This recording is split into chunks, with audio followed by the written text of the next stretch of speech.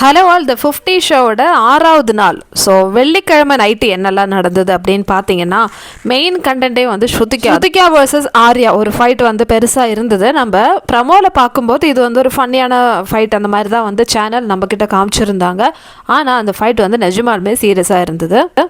என்ன ரீசன் பார்த்தீங்கன்னா, ஒரு டாஸ்க் ஒன்று நடந்தது. அதில் வந்து ஆர்யாவை தான் வந்து லயன் கூப்பிட்டுருந்தாங்க. ஸோ ஆர்யா வந்து லயன் ரூமுக்கு போகிறாங்க. அதுக்கப்புறமேட்டு அங்கே வந்து ஒரு கம்பிலாம் வந்து செட் பண்ணியிருப்பாங்க. ஸோ இன்னொரு பிளேயரை வந்து ஆர்யா தான் வந்து டிசைட் பண்ணோம். ஸோ ஆர்யா யாரை கூப்பிட்டாங்கன்னு பார்த்தீங்கன்னா, நிக்கி தம்போலியை கூப்பிட்டாங்க. நிக்கி வர்சஸ் ஆர்யா வந்து ஆல்ரெடி வந்து பிரச்சனை போயிட்டுருக்கு. ஆர்யா இந்த டாஸ்க்கு செலக்ட் பண்ணது வந்து நிக்கி. ஸோ இவங்க 2 பேருக்கு ஆல்ரெடி பிரச்சனை நான் சொல்லிட்டேன். ஸோ இப்போ ஆர்யா மேலே வந்து ஒரு ஷாக் டிவைஸ் வந்து வைப்பாங்க. ஸோ இப்போ ஆர்யா வந்து இந்த மாதிரி ஒரு கம்பி இருக்கும். அந்த கம்பியை வந்து டச் பண்ணாமல் அந்த லூப் வந்து வெளியே எடுக்கணும். ஸோ டச் ஆகிடுச்சுன்னா ஷாக் வந்து நிக்கிக்கு அடிக்கும். ஸோ இதுதான் வந்து டாஸ்க்கு. ஸோ இதுக்கு வந்து நிக்கி வந்து ரெடியாக இல்லை. நான் வரமாட்டேன், நான்லாம் வந்து அவளை வந்து நம்பவே மாட்டேன், அவள் வந்து ரொம்ப க்ரூவலான ஒரு ஹியூமன். யார்? ஆர்யா. இந்த டாஸ்க்கு ஜெயிச்சாங்கன்னா 50,000 அந்த ஃபேன் அக்கௌண்ட்டில் வந்து ஆட் ஆயிரும்.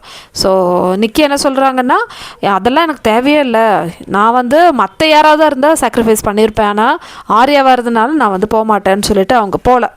ஸோ இந்த பிரச்சனை தான் வந்து நம்ம ஸ்ருதிக்கு ஆர்யா கிட்ட வந்து பேசுகிறாங்க. இப்போ அவங்களுக்கு வந்து பிடிக்கலன்னா நீ எதுக்கு தேவையில்லாமல் வேர்ட்ஸ்லாம் விடுற அந்த மாதிரி வந்து பேசுகிறாங்க. ஆரம்பத்தில் வந்து காமாக பேசின ஸ்ருதிக்கு அதுக்கப்புறமேட்டு ஆர்யா கூட சண்டை போட ஆரம்பிச்சிட்டாங்க. ஸோ ஆர்யா வந்து ரொம்ப தான் வந்து ஓவராக ஸ்ருதிகா கிட்ட பேசுனாங்க. ஆர்யா சொல்கிறாங்க, நீ இந்த மாதிரி ஈகோ வச்சுட்டுலாம் என்கிட்ட பேசாதன்னு. அதுக்கு ஸ்ருதிகா என்ன சொன்னாங்கன்னா, நான் எங்கே ஈகோவாக பேசுகிறேன், நான் வந்து நார்மலாக தானே சொல்கிறேன், இப்போது அவளுக்கு பிடிக்கலன்னா நீ எதுக்கு கூப்பிட்ற, உங்கள் 2 பேருக்கு தான் ஆகாதுல்லன்னு சொல்லிட்டு ஸ்ருதிகா வந்து புரிய வைக்க ட்ரை பண்ணுறாங்க.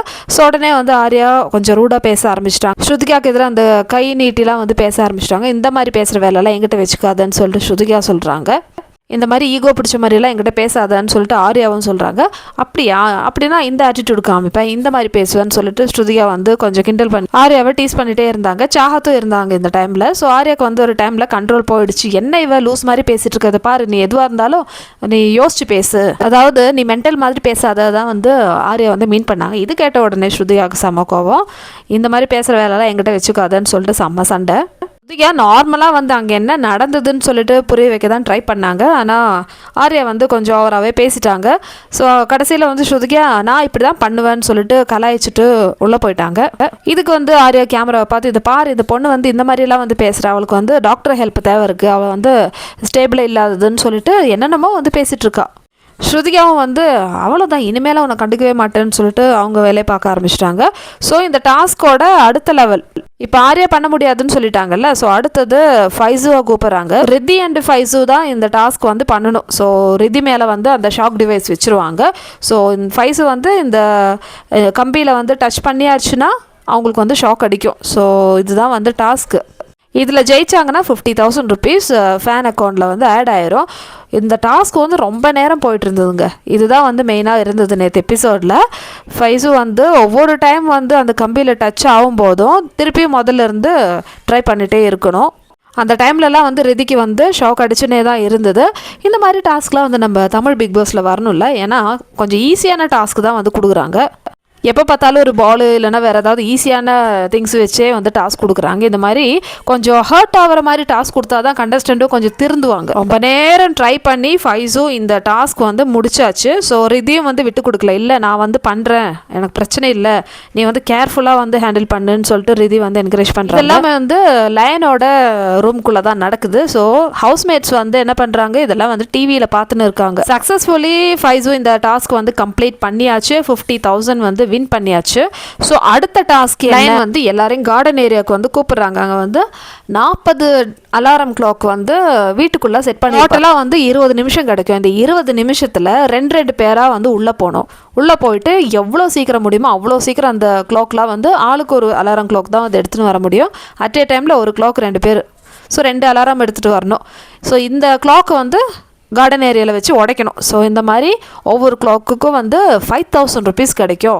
40 அலாரம் எத்தனை உங்களால் கண்டுபிடிக்க முடியுமோ இந்த 20 நிமிஷத்தில் கண்டுபிடிங்க. 2 பேராக தான் வந்து உள்ளே போகணும். ஒரு 2 பேர் உள்ளே போயிட்டு அவங்க வெளியே வந்தால் தான் இன்னும் அடுத்த 2 பேர் வந்து உள்ளே போகணும். இதுதான் வந்து டாஸ்க்கு. ஸோ இதில் வந்து எல்லோரும் வெறித்தனமாக விளையாடினாங்க. ஸோ நம்ம ஸ்ருதிகா போகும்போது கிட்டத்தட்ட ஒரு 8 நிமிஷமோ 7 நிமிஷமோ அந்த மாதிரி இருந்தது. ஸோ ஸ்ருதிகாவும் மனிஷாவும் சேர்ந்து தான் போயிருந்தாங்க. ஸோ இவங்க 2 பேரும் வந்து கொஞ்சம் நேரம் டைம் எடுத்தாங்க. ஸ்ருதிகாவுக்கு கிளாக் கிடைக்கல.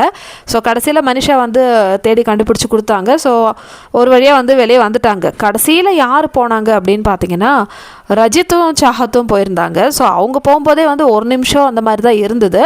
ஸோ ரஜித்துக்கும் கிடைக்கல. ஸோ கடைசியில் சாஹத் தான் வந்து கிளாக் கண்டுபிடிச்சி கொடுத்தாங்க. டோட்டலாக வந்து 25-26 கிளாக் வந்து கண்டுபிடிக்க முடிஞ்சுது. அதுக்குள்ளே டைம் அப் ஆகிடுச்சு. ஸோ 25 கிளாக்குனாலே யோசிச்சு பாருங்கள், ஒரு கிளாக்குக்கு வந்து 5000 ரூபாய் வச்சு கொடுக்குறாங்க. ஸோ பரவாயில்ல, நிறைய மணி வந்து ஃபேன்ஸ் போர்ட்டில் வந்து ஃபேன்ஸோட மணி போர்ட்டில் வந்து ஆட் ஆகிருக்கு. கிட்டத்தட்ட 1,30,000 1,35,000 வந்து ஆட் ஆயிருக்கு. ஸோ எல்லாருமே வந்து செம ஹாப்பி.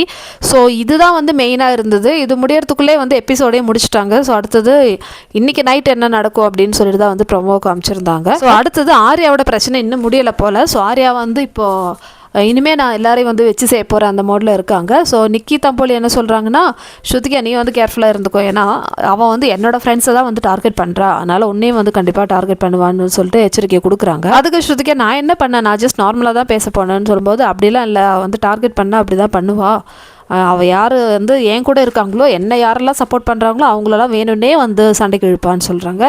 ஸோ இந்த மாதிரி கான்வர்சேஷன் போயிட்டு இருந்தது. ஸோ மெயினாக டாஸ்க்கு தாங்க. ஸோ இதில் வந்து நிறைய புது புது டாஸ்க்லாம் வந்து கொண்டு வராங்க. ஸோ இதெல்லாம் வந்து பிக் பாஸ்க்கு வந்து யூஸ்ஃபுல்லாக இருக்கும் நான் நினைக்கிறேன் மக்களே.